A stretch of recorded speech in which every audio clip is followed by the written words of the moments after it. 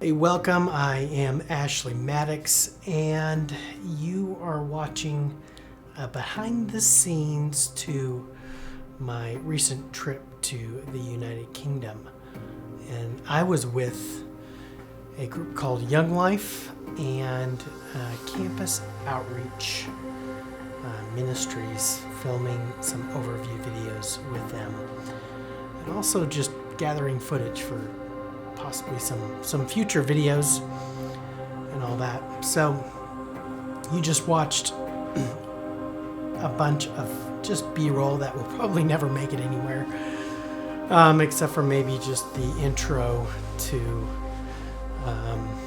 this video. So while you're watching it, just a couple things as we get started here. If you are in the course, thank you so much for taking it. You are probably watching this either in the bonus section or from the link in the email. And if you're not in the course, you should jump in. It's a great course. It's a way for you to really start making videos for a higher purpose and to get your mission set up so that you're ready, you're prepared. Look, the need is great. I am not I can't be the only missionary filmmaker out there. I know I've seen on Instagram and stuff that there are others, just a few, but we need more. We need more people like you. The course is a great way to jump off and to start making films and to get yourself set up so that you can do it. If you're in the course, make sure you book those 2 sessions with me. Those are absolutely that's part of the course. It's the main meat of the course where we go through and I can answer your questions and help you with all that. So as we jump in here, I'm Ashley Maddox and I am a missionary filmmaker. And on this mission, I was working 10 days straight, and I'll kind of just walk through each day of filming for you. And so on the first day, the 20th September, I'm supposed to be on a plane going to London from Dallas. And as I'm on that plane, it hasn't taken off yet, we get this message that the captain is people think he might have had a little bit too much to drink the night before. We don't know, but he is unable. He's not fit for service, if you will, which could be another lesson down the road. Is how do you be fit for service as a missionary filmmaker? So day one, I'm in going, oh man, I've got to be there tomorrow and start filming. And so as I'm kind of working out the details of this, thankfully the airlines took care of me and I was able to stay in a hotel that night, but it did put me about, I think 12 hours behind. So instead of getting a day, because I like to get there on that day and just have that day to kind of get my bearings. I've probably been up all night, get used to the time zone and all that stuff. But from what I'm going to do now, because that flight was canceled that I was supposed to be on, and I had to go the next day, I'll be arriving at 6 a.m. in the morning. And so the good part of that is that I'll be able to start filming as soon as I land. But the bad part is I want to have to start filming as soon as I land. So I got to make sure I get some sleep on the plane or something, or maybe I'm just going to stay up. No, I got some sleep. I ended up falling asleep for about 6 hours. So I knew I was going to be waking up early in the morning and needed to be ready to go. So the first part of the trip, I scheduled it that I would be filming with Young Life. And so there's a place called Stratford that we did a lot of our filming in. And this trip was originally planned before the pandemic happened. So March 2020, I was supposed to be out there. And the world shut down. So now I'm back here making up for lost time. But also it's changed what the video is going to be about and who's it for. And so gratefully there is we've been able to script the video. As if you're in the course, you've seen the scripts, the sample scripts. It's pretty close to that. And so the overview video for the sample script is there. And so we worked the script together. We figured out the shooting days, what we're going to be doing on each day. And a lot of that is I put that in the hands of the client, which is Young Life. And so I have them help me to schedule those days, and I lean heavy on them, and I lean heavy on them too. I'm like, hey, we got to get this done, or it's not going to come out the way we want to. A bad schedule will end up being a bad filming time. So even when I'm on the ground and I'm filming, I'm always thinking of like, how can we make this better? What shots do we need? It is documentary in a way, but I know I still have to get what's needed in the script. So day 2, I land 6:30 in the morning. And the COVID test thing is just, it is definitely nerve-wracking. I've never had so much, I wouldn't call it anxiety, but just nervousness, like traveling, because of all the testing and stuff. I don't know what's going to happen when we get there. Are my tests going to be legit? I don't know. But it ended up working just fine. I ended up just kind of cruising through customs and everything like that. So praise the Lord on that. One of the things I have is about 16 people who are on my prayer team. And so I've been emailing them kind of every step of the way saying, hey, here's what's happening. I need your prayers. And it's been awesome to see them jump in and help pray for me and the mission I'm on. So I land, and then I start just making my way to the hotel, which is all the way across town. So what they've done is that thankfully the mission heard I was going to be late, so they moved their schedule a little bit. They pushed it back about 4 hours, which is awesome. And so the next thing I needed to film was at noon that day. And so I checked in the hotel, and then I was able to kind of make that first shot happen. Let me see here. I'm just gonna look through my footage here to see what I was working on. Well, one of the things we were doing is, as we were filming, I realized a lot of our filming was kind of interview heavy, and so, as you know, it's like if there's too many interviews and not enough footage to kind of support that, it ends up being a lot of talking heads. And so on the first part of this journey I was on,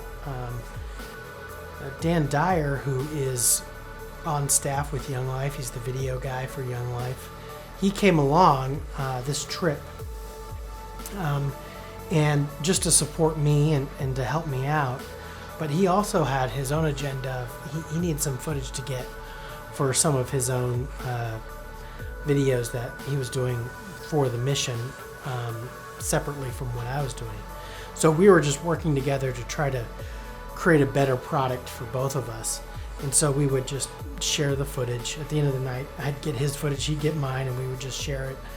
And it was just, it's just a great partnership. And so he came along, and we decided to shoot these interviews as a 2-camera shoot, which was awesome.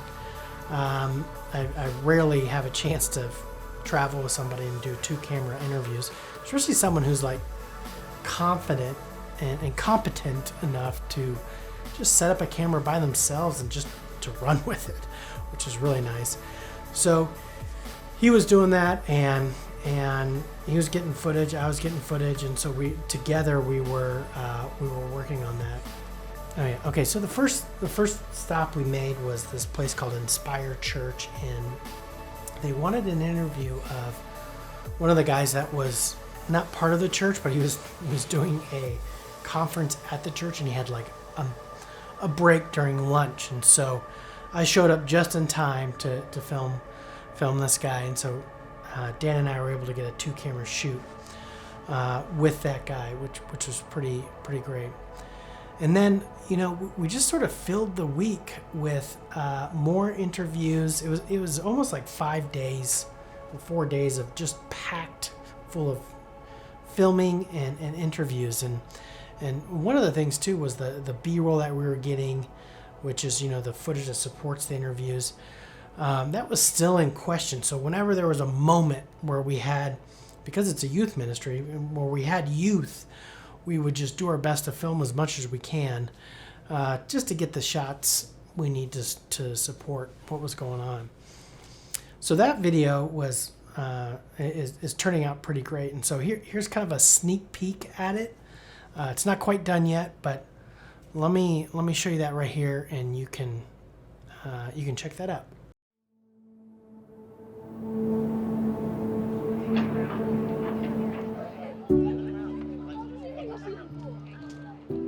There's a lot of pressure that comes with being a young person in this day and age. Their image, their self-worth, whether they're accepted, whether they're not accepted, what people think, you know, the list goes on. To be all the things that social media tells them they need to be in the midst of a messy and broken world. Young people want to be known, they want to be seen, they want to be heard. There isn't really time to wait or waste. These young people need to hear about Jesus, and we're called to go and do that. We believe every young person in London deserves the opportunity to hear about Jesus in ways and words they understand from someone they know and trust. So Young Life is a super relational ministry. It's very much about going where young people are and just building bridges of authentic friendship with them and genuine relationships with them. Earning kind of their trust, earning the right to be able to speak to them and speak into the life. And once that relationship is built, we would invite them to clubs, sport clubs, we do those, but we offer opportunities for just fun youth clubs where we play games, crazy dancing, songs. Camp is a huge part of what we do as Young Life, where as many kids as possible get the opportunity to come and have those really great experiences. We will do a presentation of the gospel where we talk about Jesus. Because there are kids that they're unchurched, they've never been to church, they don't know anyone who's actually a Christian in their life. For them to actually hear for the first time. The goal is that then they come to know Jesus, and we will walk alongside them and disciple them and grow them into leaders themselves who want to go out and share Jesus with their friends. Whether or not a young person decides to believe in Jesus or not, we still love them. They are still invited to everything that we do. Young Life does a brilliant job of getting alongside young people where they're at and allowing them to discover what it means to follow after Jesus. And as they do that, they discover a fresh sense of purpose, a fresh sense of vision for their lives. That everything that is done because of Jesus Christ, and that is out there and up front. And then of course it's fun because that's the structure that Young Life has. If we can impact a generation of young people here in London, it will have a global impact. Join us, be a part of our prayer team. Sponsor one of our amazing Young Life leaders or give today. And be a part of reaching young people. And developing leaders here in London. So that's how that turned out. Now, the second part of the trip was was with Campus Outreach, and so that one, like, it ended up that because I had these extra days in London, I called this ministry up and said, "Hey, can we do something together?" And they were like, "Yes, let's do something." So we ended up just scheduling some video work out in. First of all, in London. So I spent 2 days, the first 2 days in London. And then I spent another 2 days in Birmingham, England. And that was just a really great time, a really interesting time, because both these ministries are really in their startup zone, but I needed to tell the story as if they're on it. And so a lot of times it was like, hey, tell me, what are the successes of the ministry? Well, there isn't any, but really when these students know and understand and learn and follow Jesus, then that is the success. That's what they're hoping for. And so I was able to ask those questions and really kind of help with shaping the story that way. And here's something too to think about as you are, doing videos on your own, is that I'm starting to learn a lot about this mission and this ministry. And so I'm praying and hoping that I could go back to them and say, hey, let's do another country, or let's go somewhere else where maybe you have this mission going on for a lot longer. And so this is really my I'm just starting with this mission, and I pray and hope that there's a longer relationship that we can have together. And not only am I hoping to help them with mission stuff, but I'm just glad to use my skills and my filming work for something like this, because it's evangelistic, which I love, and I can help them in their mission, not just on this one video at this one moment, but further on down the road, and the relationship just continues, which is pretty awesome. And so a couple days in England, in London with this campus outreach ministry. And so I did a little video on kind of the setup. It was really cool. We were at this place. We went back to Inspire Church, which was pretty awesome, and that I was at the same church for both ministries. It says a lot about that church. But they were back there, and that's their base for their mission and for their ministry, is this Inspire Church. Well, hey team, I am in a crypt in a church called Inspire Church, London. And as you can see, this is where I have to do an interview. Now, all I have is one light. So what I'm probably going to do is keep the lights on, possibly, because this light also has, if you look on the back here, it has some color adjustments here. So I can color match the lights that are right up there. Now, one thing to know about filming in the UK or anywhere where it's 240 volts is the kind of the power, is that these lights run off of 50 hertz. So if you're in the US, make sure you set your cameras to 1/50th shutter speed or 1/100 shutter speed. Or if you got clear scan, you can dial it in so there's no flicker. It takes the flicker out. So that's what I'll have to do if I keep the lights on. If I don't, I can keep it at like 180 degrees, which is also another way to do it. You can have it at degrees. You can have it at shutter speeds. You can have it at clear scan if you've got a camera like the one I'm using. So I'm going to set it up here. There's lots of echoes, so I think.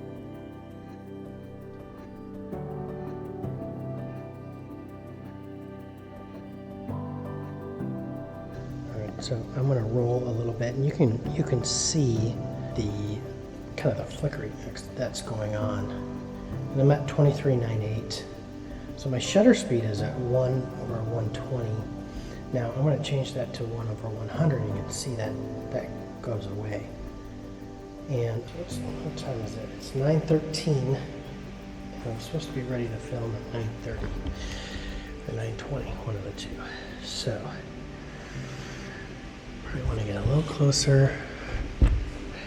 Let's see here. Where do where I want to sit. Probably sit on this side.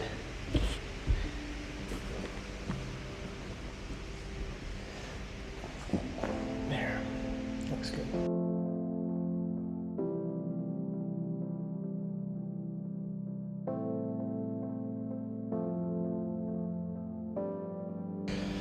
So where I put this light, what I want to do is create a shadow on the person's face so there's interest on it.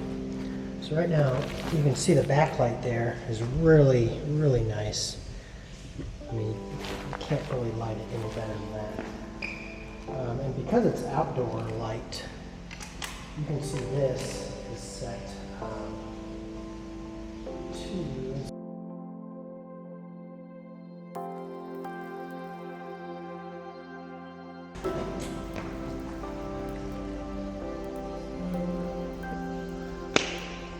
So next up, I'm going to get the audio all ready.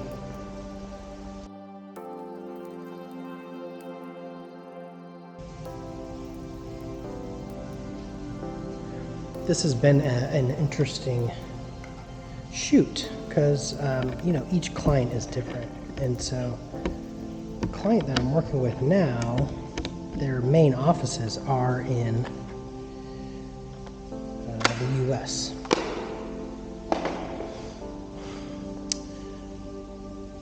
I'm using the Rode Mic Go 2s. These are incredible. Best wireless mics I've used. The only issue is just battery life. But the fact that they're so small and easy to use, it's great. So, and then I bought this CG Cine, which is a portable charger. Pop them in there and they charge whenever they're not in use, which is pretty cool. So what I'll have is this lapel mic on here. These are great too because they have microphones. They have microphones right in it on the top, but then this lapel can give a nice sound to it. That's what I meant. And it looks professional. Pop this on somebody, and I think the person we're interviewing is wearing black, so this should just sort of go into that.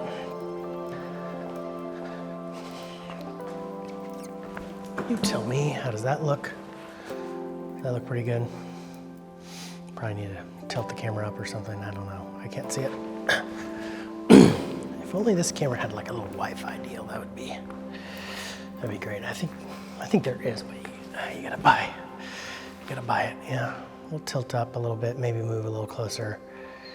So I'm gonna be looking, the person's gonna be looking that way. So I always tell them to kind of turn their knees towards me. So I'll be sitting right there next to the camera. And I always tell them, hey, point your knees towards me as we just have a conversation. And then the other way to do it, if you have somebody looking into the camera, make sure you center up the shot. So as they're looking at it, it's as you can see, like I'm engaging with you now because I'm looking in the camera. Versus where if I'm looking over here, I'm just sort of talking about ministry or whatever's going on. So anyways, now if I had a second camera, which I do with me, but I don't have another tripod, I would love to put one, you know, maybe extreme right, like 90 degrees.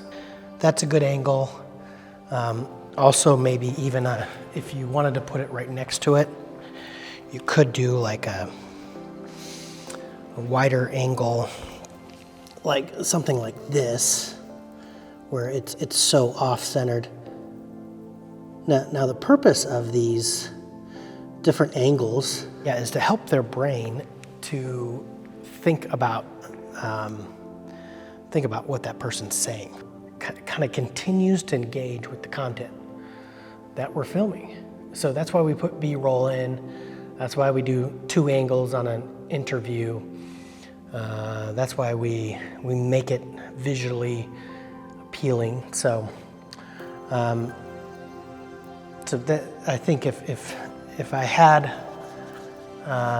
if I had the ability, I would make sure I'd put a second camera there. But because I traveled and I've just got a backpack with me, really, and I just put a light stand in my tripod in this backpack and a camera. And so this is kind of the simplest setup that I've done, or that I do. If I wanted to up it, which I've done on this trip, but I had a second camera operator, which was really, really helpful. This is the 2 camera setup that we did over on Tower Bridge. You can kind of see what that looks like. Here are the different angles of why those angles are different. And then here's another setup that we did. This one was like just in the middle of a street, and it's Brixton, London. I just wanted to capture this guy just in the middle of everything. So that second camera can be just in a creative place. Kind of breaks the monotony of a talking head that you might have. So I think if I were to do this shoot again, I would take less lights and then more cameras, because I think that might be better. So here's the client calling me. That's the setup. Hope you guys enjoyed. So next, I went off and I took a train up to Birmingham, and that was pretty fun. Those trains are fairly relaxing. I kind of didn't know the system very well, but it seems fairly easy. You just get on a train, find your assigned seat, and sit in it. But then I realized, like, hey, assigned seats they're not really assigned. It's just you pick a spot on the train or in the carriage that you might be assigned. So I get off the train, and immediately I'm greeted by their team, which is super awesome. I love that. So that I'm not entering a place where I'm like, where am I? I don't know. And so the first thing we do is that we go to campus and we do some more. We start the interviews with them. And so I think we did like 3 interviews. But again, in the morning, I had done like 3 or 4 interviews as well. So my interview fatigue is starting to hit. And so after the third one, I'm just kind of reading the questions, but my mind is really starting to turn into mush. I think they call it like your gray matter is just like taking over, and you've asked these questions so many times. So I'm just praying to God that we're getting the right answers. And so thankfully, I just spent some time today working on it, and of course this mission is amazing, and so their answers are great. And so kind of as I'm talking, I'm just going to show you some footage of Birmingham and the people in it. It's really kind of neat to see. And they've got this really cool library, which was awesome. They've got just these little centers. I do like to visit like coffee shops. Too bad I don't have any footage of that, but I do have footage of visiting a coffee festival in London. I had like 2-hour break, and I kind of made that stop there. But anyway, so Birmingham was great, and I spent some time with that mission. I haven't completed the video yet. I'm still sort of working through it since it's so new. I'm so used to Young Life. I know how to throw that together fairly easily. I shouldn't say easily, but efficiently. I can put that together. But with this new ministry, I'm still learning it. So I like to go over those interviews a few times just to kind of figure it out. I think I ended up with about 5 hours of interviews for this campus outreach ministry. And the same type of situation of like just trying to find footage that supports it. They're still in the startup mode. So I used a lot of their own people, and I asked questions like, what does your mission look like? It looks like relationships. Okay. 2 people having coffee, 2 people reading Bible, a Bible study. So as you can see, there's just lots of different footage that I was able to come up with almost on the fly. as they were kind of speaking to like, hey, what does this mission look like? And so this is really sort of documentary filmmaking. We did plan as best as we could, but it ended up being, you know, doing my best to show it and pulling people in. Hey, just why don't you guys walk? This is what I asked them. Hey, just walk down the steps towards me, or walk this way, sit, you know, and talk about this Bible passage. And at first they get giggly about it or whatever, but it's really important just to kind of show what that mission's going to look like. And I knew I needed that footage, and I didn't want it to seem forced, but I knew I just needed them to see that vision, and I think when they see it, they'll realize, oh, I understand now. I understand what they were going for. So it's almost been a week since I've been back from filming in the UK, and I just finished today the campus outreach overview video. Now, it's kind of in its rough draft format, but I still wanted to show you what it looks like when you put your script in your pre-production and filming, and then the editing, kind of what you end up with in your video. So check this out here, and I'll see you on the other side.